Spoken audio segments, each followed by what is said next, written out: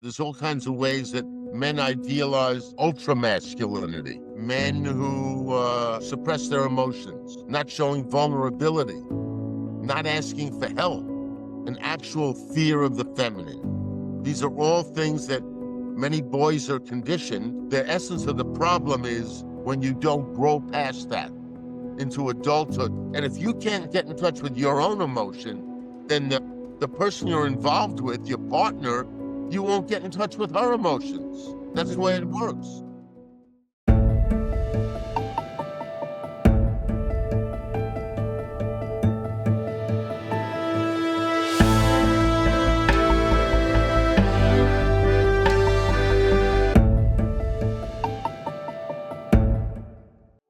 Welcome to Just Healing, where we rediscover humanity in our conversations around trauma and celebrate all the unique ways we love and heal.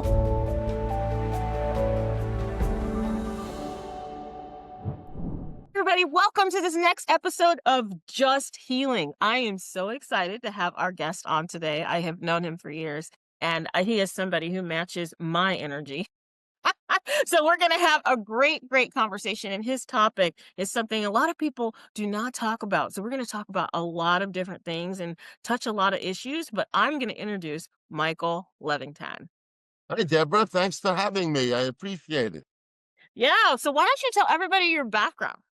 All right. Well, I'm a licensed therapist, and I work with individuals, couples, families sometimes. And I specialize in domestic violence, child abuse, post-traumatic stress, sex trafficking, anger management, and I also serve as an expert witness in court cases, as you know, Debra. Yes. Yes, in court cases. I've been published several times, writing on many topics, but specifically focusing on men's issues, male conditioning in our society and domestic violence issues, etc. And what else do? I do a lot of lecturing at conferences, and I've been on, in the media. I've done television, radio, etc., podcasts, and here I am. Well, you're one of the people who has kind of mentored me and even going along that route and doing what, I love to do and talking on camera, which is great. And we've talked a lot about different topics, which is interesting. But one of your area of expertise has always fascinated me because you do put it in a way that's very simple for people, because you even do groups for people on, anger management and things like that. Yeah. And so, one of the things I want you to define, though, what is really the definition of masculinity for All people? right. I left one important thing out of my Oh, intro here: post-traumatic stress, yes. which, as we get deeper into the background of some of these issues, post-traumatic stress is often there. So you asked me a question about a definition of masculinity. Well, I think of it in two ways. I think of it genetically. We know how genes from our parents, etc., will affect us in terms of who we are. But oftentimes the other aspect of masculinity, which is conditioning. In other words, it's the nature versus nurture argument. And they both play an impact, but nature is what you're born with, you come into the world. And the nurture part is what happens to you as you're raised by parents and peers and teachers, etc. So I think of masculinity in those two aspects. Overall, masculinity is really, it's very hard to define because the definition changes over time. If you look at masculinity in the 1950s, let's say, a more traditional type of masculinity where, men have the roles back then were more clearly defined. And a man would work and bring home the quote bacon, as they say, and the woman would be in the kitchen. I'm exaggerating, but that was the essence of it. As time has moved on and we become more enlightened, I'd like to think, women have a much greater role, and women are not confined to the kitchen. And you are a prime example of that. You're not in the kitchen, right, Deborah? No. No. Maybe you can even cook. But anyway, no, I'm just joking. But anyway, seriously. So men have to adjust So in terms of a definition, that definition has changed. You know what else? It's not just time that has affected the definition of what a man is, but its place. If you go to certain places in the Middle East, for instance, it's more clearly defined. In the United States, certain areas, let's say in certain states, particularly the South and more rural areas, men are more likely and women, the definitions are more clearly defined. But in many, many areas, it's sort of men do what women do in many cases, and women do what men do. Problem, even though women have greater roles and are in positions of leadership, you're an example, Deborah, again, but women don't make as much as men overall. They don't have those advantages. It's still a patriarchal type society. What's the next question? Well, I mean, it's a patriarchal society, and I love how you're trying to tie it in that there's these gender stereotypes, these gender roles, and depending on where you're raised, you have different views on what masculinity is, right? Yeah. Because of the femininity that is the counterpart to it. And yeah, I can cook, but I am not in the kitchen, right? And so that makes me more of a masculine woman in some way. Someone even said that. You guys, you act like a dude. I've said, yeah, I'm up here. I am because of how we're stereotyped, right? But I'm wondering how those definitions bring in the subject of domestic violence. How is that connected? The domestic violence? Yeah. Okay, the tendency is that domestic violence is more likely to occur when there's this is not 100% more likely to occur when there's more clearly defined roles. And the typical domestic violence, with certain exceptions, uh, is the man on woman domestic violence. I'm omitting same-sex relationships for the moment. So if a man has certain, and he was raised a certain way and he wants to continue that, what his father did, this is the more traditional type of masculinity, then he expects certain things out of the woman. And if she's not meeting those needs, he will try various, tools to get her to act the way he wants her to act.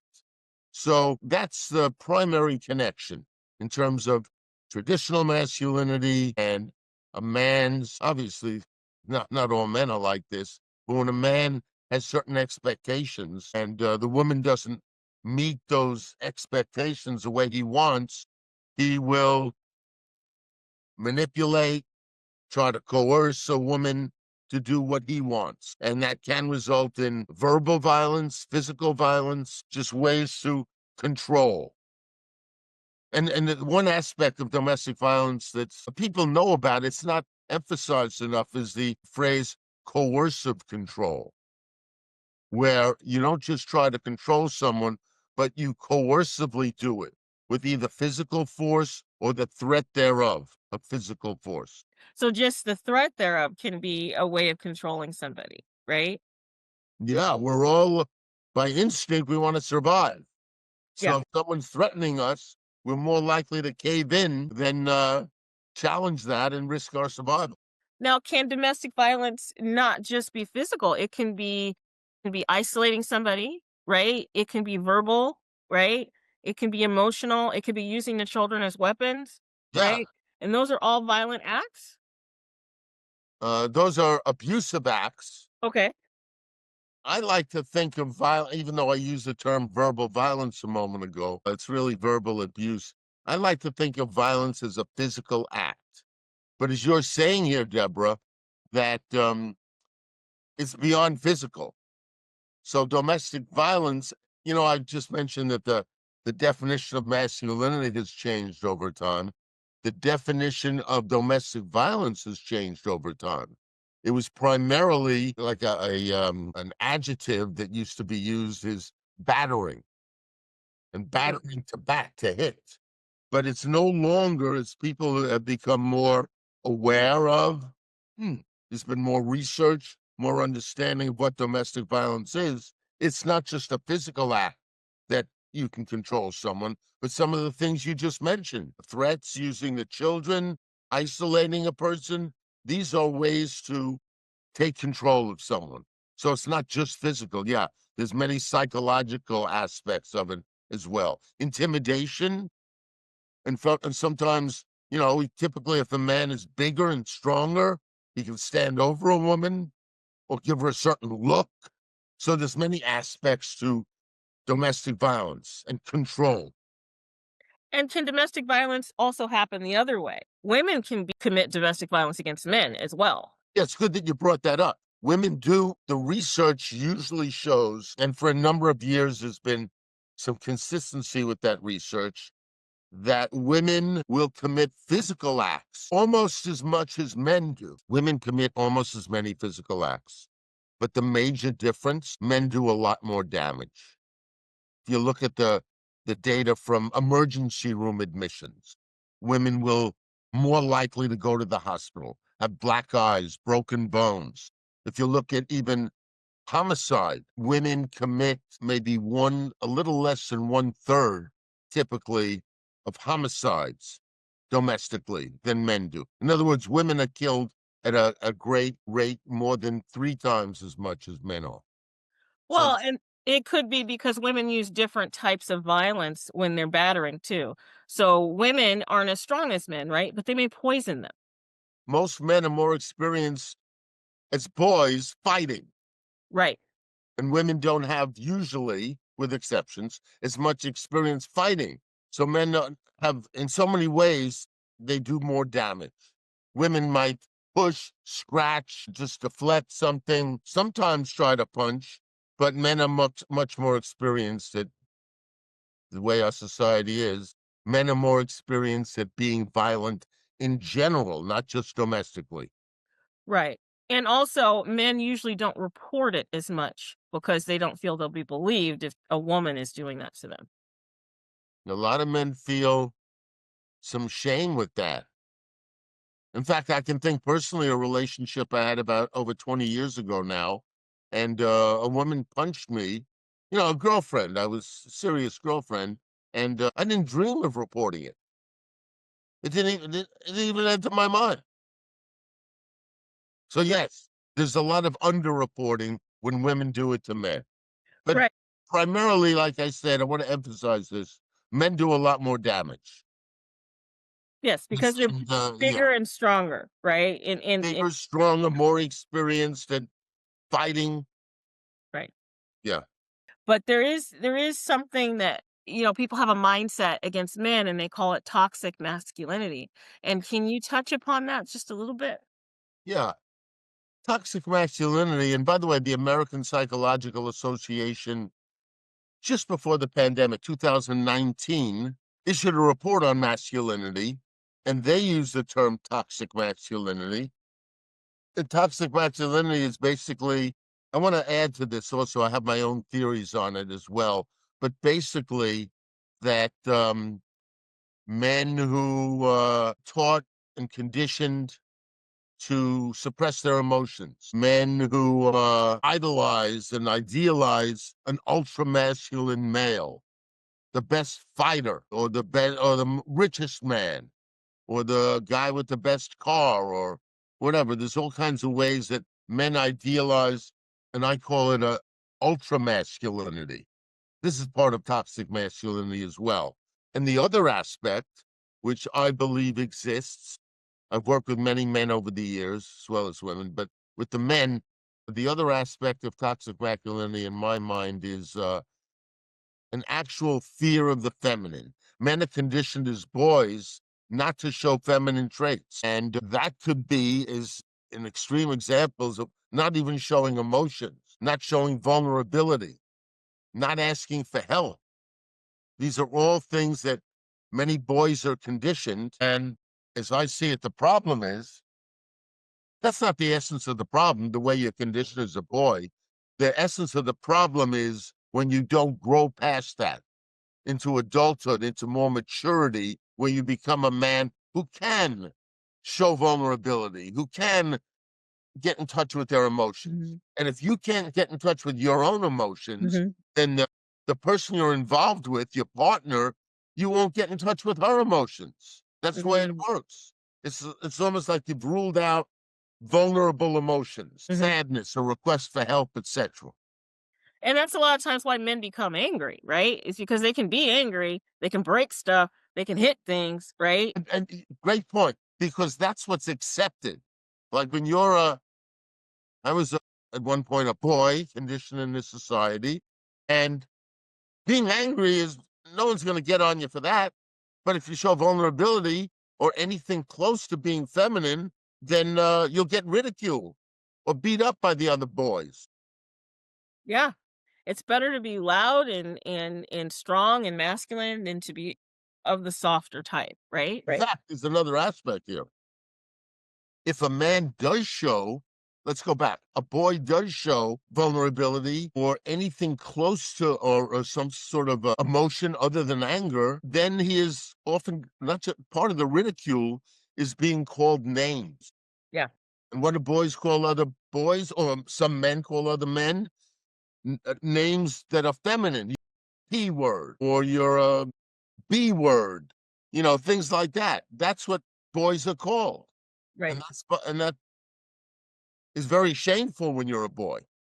But like I said, the problem is that's not all well and good, but you have to grow past that stuff.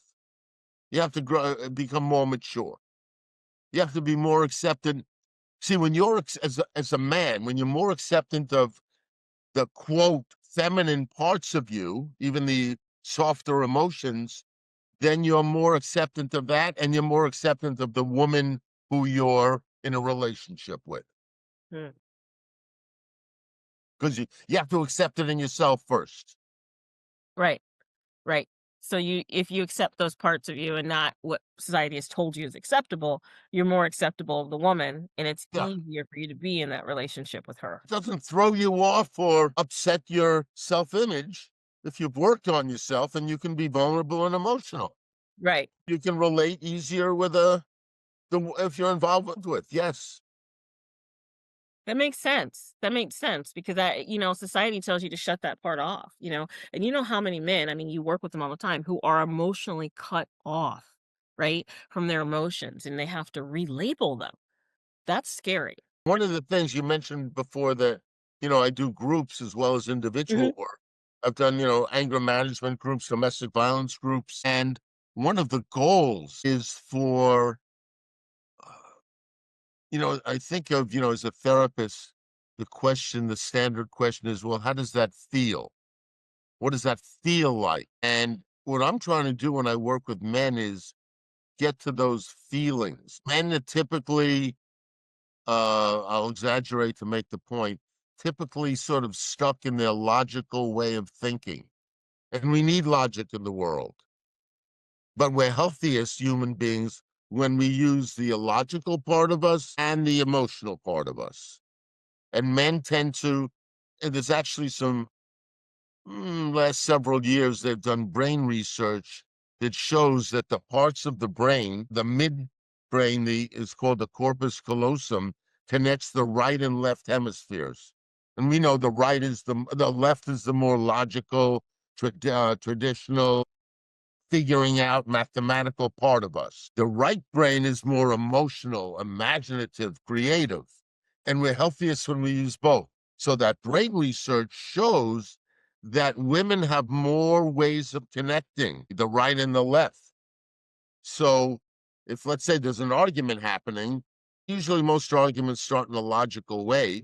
But if the man raises his voice, the woman is more likely to be sensitive to that and react in some emotional way, or even say, stop shouting or that. And the man might get stuck in his logical brain and says, what are you talking? We're talking about we're talking about what restaurant we want to eat in tonight. Let's stay with that. Why you bring up, something else? In other words, the man gets stuck in his way of being more often than a woman will get stuck. Women can go back and forth quicker, the brain research says, between logic and emotion than Mhm. men.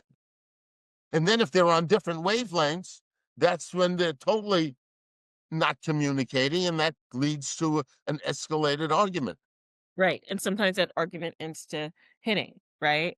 And I would say that sometimes that's equal among, people in all relationships. There are always people who have different ways of thinking, right? And so your way of thinking, no matter what gender you are, can always lead to an argument because people are different, right? And sometimes we have to take those differences into accountability. See, part of being in a healthy relationship is accepting the differences. Fritz Perls, who's one of the Yeah. people who started the Esalen Institute, Mhm. Big Sur, Yeah. uh, his definition was, he said, liking someone in a relationship is the appreciation of differences. Mm. So if you take those differences as a point of conflict, the relationship over time will not work out.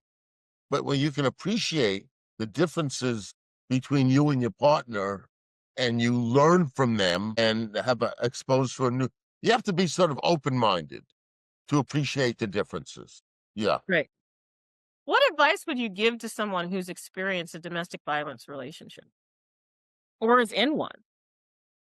Well, you're asking about a man or the woman or both? Both. Well, for the men, I work with a lot of men. I work with perpetrators and victims of domestic violence. For the man, you need help. If it hasn't come to the awareness of police and the courts where you're assigned to a program, a domestic violence BIP, Batterers Intervention Program, as it's called in California, if you're not assigned, you need to get some kind of help. That's what I'd advise men to do. Okay, for the survivor, become part of it is, as you and I mentioned a few minutes ago, is isolation, where the controlling, perpetrating partner is one aspect of control, is to isolate you, so you become more dependent on them. And so the old adage, just leave, doesn't work. And if you do share that with friends or family, that you're in such a relationship, they typically say, well, leave, get out. But it's not so simple. So for the survivor, that simple phrase, just leave, doesn't work because there's feelings of attachment that happen over time. You become very attached to a person. You feel you need them in so many ways. Or what happens when the survivor is a woman, it's not so much, well, the woman may need the man for certain protections and finances, that could be, but women tend to have a more nurturing side than men overall, maternal instinct. So what happens when the woman is a survivor is they want to take care of the quote, the perpetrator, the batterer. They want to help him to get better. So they stay in the relationship just because they want to help him. And that's something that it's great to have a maternal instinct, but like with any of our traits, they're best used when we're aware of them and we control them. We don't blindly need to take care of someone just because it's part of a trait we have to look out for others. We have to take care of ourselves. And Right. some women neglect doing that. Well, I think people in general enable other people to continue behavior because it's comfortable, right? And so that's what you also have to look at. No matter what gender you are, you can't enable behavior that's not appropriate because it's comfortable and what you're used to. That's another reason we do it, because it becomes something that we've done before. Change is not easy No, to make changes. And that's why the thing, just leave, it's not so simple. Well, it sounds simple, but there's a difference between simple and easy. They're not the same things. It may be simple, but it's not easy to just leave. Even a bad relationship without violence, it's not so easy to leave. no. It's an emotional connection, right? Yeah, and we're leaving out another, it's the emotional connection, like you say, but we can't omit this, that when there's children involved, Yeah. so many people, men and women, want to raise a child with mother and father both present. So when there's children involved, leaving is more of an upheaval. It's a reality that the children get very upset. It could go the other way. When I was a kid, I had a father and a stepmother, and I would wish they would split up. They argued so much. Yeah. And then sometimes the kids, you're doing it for the kids, and the kids don't want you together. Like, they want you to they just want it to go away, like, and you're not doing them any good, you're harming them in the process because they get all of their fundamentals on how relationships are through you and watching you, right? And so then they'll stay in a relationship they should be leaving, or they will not say things because and forget about themselves and taking care of themselves because they saw you do it all of Yeah. those years. So you have to think of the long-term effects. That's very important when it And to comes to. build on what you just said, Deborah, only in the last, I would say, California, 20 years or so, is domestic violence recognized as a form of child abuse. Mhm. So even if the parent doesn't directly abuse the child, the fact that there's warring and domestic violence between mother and father is now considered abusive to Yeah. children. If they see it, witness it, know it, they're being abused. And if police come, and many times it happens, they call in a social worker and they'll remove the child from the home Yeah. when there's domestic violence. Yes. Right. And a lot of people are like, "Why?" As because of the damage, the long-term effects, right? Yeah. In graduate school, for psychology graduate school, one of my favorite courses was called Theories of Communication, Mhm. meaning that, and one of the things I learned there, uh, which I totally believe, is that when you do nothing, that's a form of communication. Right. When you say nothing, Right. communicating, I am not saying, I'm not involved. So, in Right. other words, it went like this when I learned in graduate school. You can't not communicate. We're always showing something. Even if we think we're just being silent, that's a form of communication as well. Right, you're the container of silence for that moment. So everything it's like I believe in energy, right? And that energy is going by not communicating, you are also participating because for some reason the universe is causing this silence to happen. When we do group therapy, the person who's quiet, the group is having that happen, right? The person who's so vocal, the group is allowing that to happen. Yes. We are a big group. We just live in different places, but we're a big group. And being silent is part of a group process that is happening and people don't realize that. So by being silent, you are participating. You are doing something. You are Bro, communicating. you just said something which I believe in, which to me is so beautiful. And it covers not just domestic violence, but politically, what's happening, over time in our country and so many issues. When you said we're a big group, and we fail to realize that sometime, that we are connected, even though we don't maybe talk to a neighbor or a stranger passing by, there's a connection we all have, and we lose sight of that at times. So I love when you just said we're a big group, we're a group, we are a group. Right. We're all energy, right? So with all that, we have had a great discussion. Michael, what do you want to leave us with? What are your final thoughts? Final thoughts? Well, at the beginning, when asking about masculinity and definitions, and I said it's changed over time, I think my final thought I'd want to leave with right now is I use the term enlightened. So people have to, whether it's a man or a woman, we have to enlighten ourselves by educating ourselves, by looking at ourselves. So often something is amiss or there's a mistreatment, something isn't taken care of, and people point fingers and blame. But the essence of growth is looking within, looking at ourselves. Very easy to blame.